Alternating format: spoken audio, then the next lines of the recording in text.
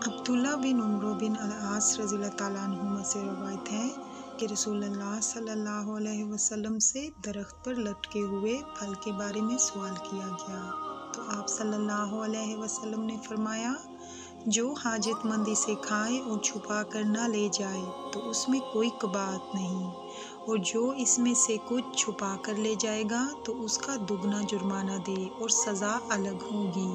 और जब मेवा पककर सूखने के लिए खलिहान में डाल दिया जाए और उसमें से इस कदर चुरा कर ले जाए जिसकी कीमत ढाल की कीमत के बराबर हो तो उसका हाथ काट दिया जाएगा।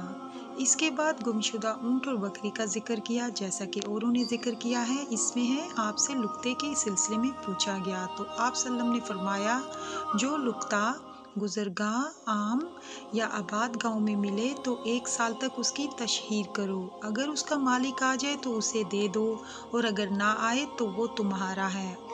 जो लुक्ता यानी गुमशुदा चीज़ किसी उजड़े या गैर आबाद मकाम पर मिले तो उसमें और रकाज यानी जहालियत के ज़माने में दफन किए हुए में 5वां हिस्सा हाकिम का होगा।